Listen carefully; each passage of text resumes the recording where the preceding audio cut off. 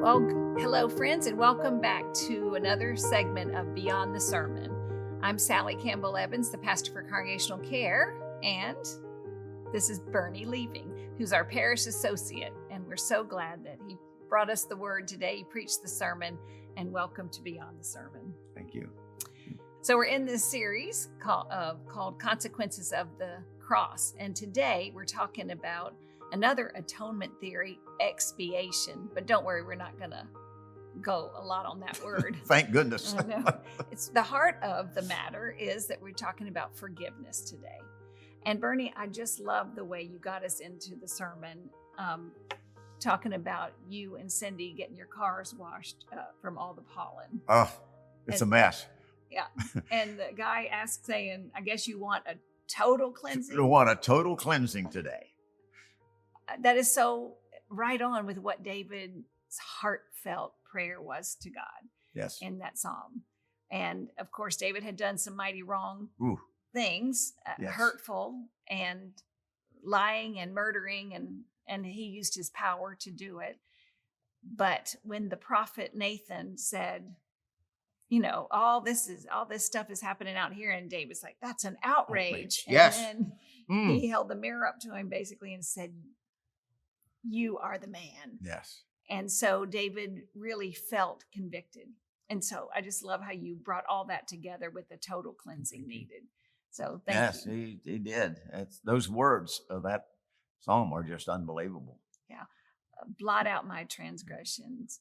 Forgive Purge me. me. Purge me. Wash Yes, me. wash. Just like, so there are times in our lives when we need forgiveness and we need to offer forgiveness. And Yes. I really appreciated some of the examples you gave as well. Yes. But you really dealt with the heart of the matter, if you will.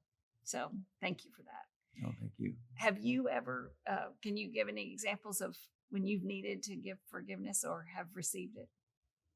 I'll give you an example of a time when I wanted to be forgiven and would not be forgiven. Ooh, that's Yeah. painful.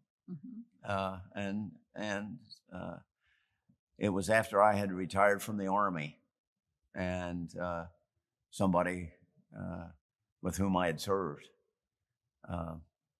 wanted to meet with me.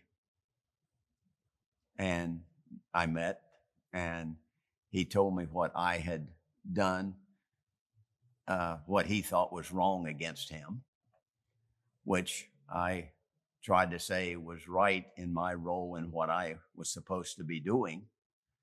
But he couldn't accept that. Yeah. And so he didn't forgive you. Yeah. So I still feel that. But like you said in your sermon, it doesn't mean there's reconciliation. No. You can still forgive yourself. Yes. If, I've had to. Yeah. And forgive Yes. him and for feeling that way. But Yes. that is so hard when miscommunication makes us have that deep, hard feeling with another person. Yes. It's often miscommunication. It's often misunderstanding the situation.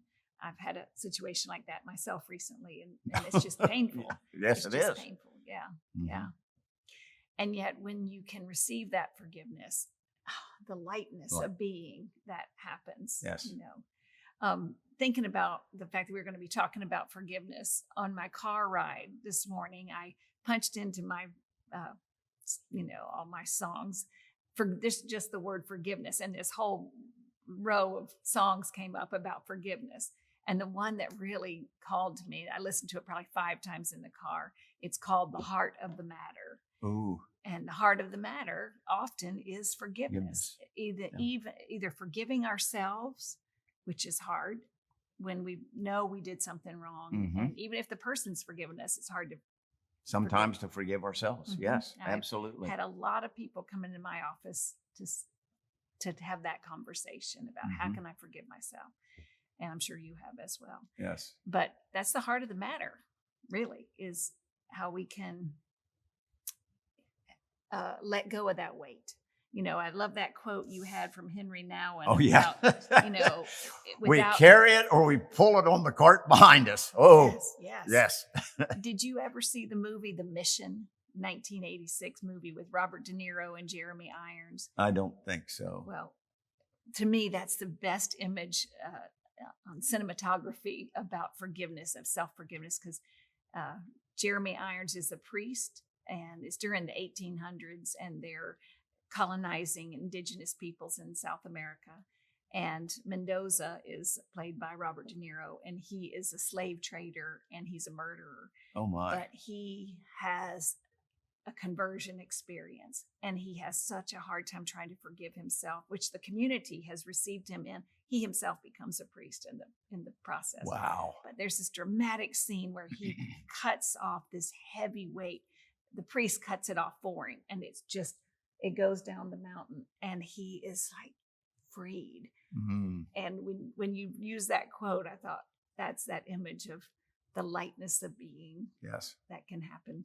Mm-hmm. Yeah. I'm really grateful for your words today and for this important topic that we all have to struggle with. Yes, we do. Yeah. Anything else about that special book of yours?